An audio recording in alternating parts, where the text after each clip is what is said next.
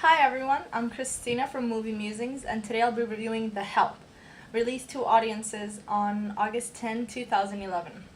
It's directed by Tate Taylor and it stars Emma Stone, Viola Davis, Bryce Dallas Howard, and Octavia Spencer. There's other big name stars, but I'm just gonna name the headliners. And a brief synopsis reads, a look at what happens when a southern town's unspoken code of rules and behavior is shattered by three courageous women who strike up an unlikely friendship. It's the novel is by Catherine Stockett, and a little more in the book later, just very little bit. It's about the perspective of the help, which happens to be black women helping out affluent white families as their help, their maids, their cooks, their cleaners, everything that you can possibly think of. Even the built-in stand-in parents, because it seems like all these ladies, they get together and hang out and have kids, but they don't take care of their own kids, even though they can, because they're stay-at-home moms. So you know what? The story was brilliantly told, I feel, and as soon as I saw the trailer, I knew I wanted to go see it, and I'm so glad I did. It's moving and it is poignant without being overly sentimental, and I like that. I feel like it was realistic. It told a story of how things used to be, how they actually were, without. I don't think it was such an exaggeration. The fear and the paranoia and the apprehension and the despair that these people lived in. I think I think that applies to both sides of the coin, black people and white people in that time in Mississippi, and it was pretty courageous what they did to tell their stories, considering it was actually against the law, against Mississippi law, to associate in the way that these two black maids who agreed to help Skeeter, played by Emma Stone, and there was actually a lot of humor in this movie, which you don't expect from such a story, but there it was.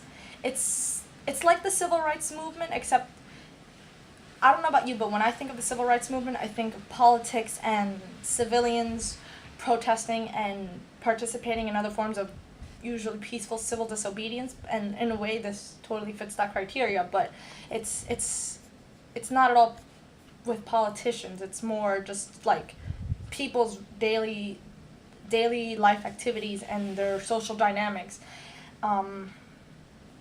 It was I'm not Southern, but I am American, and it's embarrassing that this is our history. I feel, but it's good in a way, and I guess it's as good as it can be given its origins. That things aren't like that anymore. To that extreme where it was Hilly Hillbrook, played by Bryce Dallas Howard. She was pushing forward this initiative so that every white family that had help, which was synonymous with black people as help, they were gonna build a separate, sometimes outdoor bathroom just for them, because they didn't want them to have the same things or share the same things.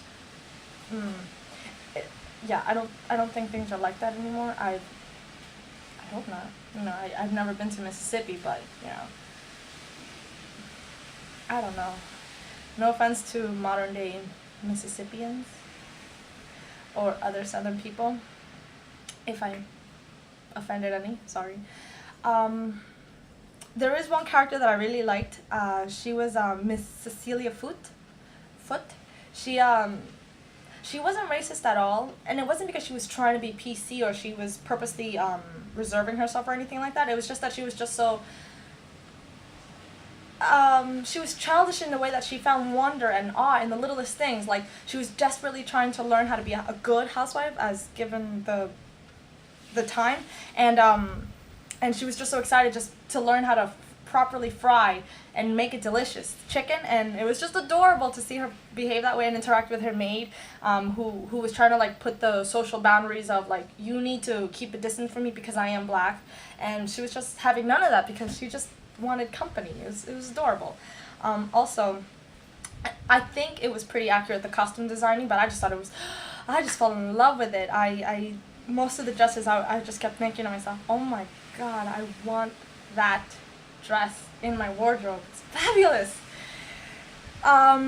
For all these reasons, it was, never mind the wonderful clothing, it was actually a brilliantly told story. I regret not reading the book, which I actually want to. It's just that I was reading Madame Bovary at the time, so I couldn't flip-flop. It's too different for me to do that. But I do give this movie an A, hands down, and the whole audience that was there, it was actually a packed theater. They all clapped at the end. It's, you know, it doesn't happen often. You only get that response usually on a opening weekend or like close to it, and when it's such a brilliant film, and it's always nice to see that.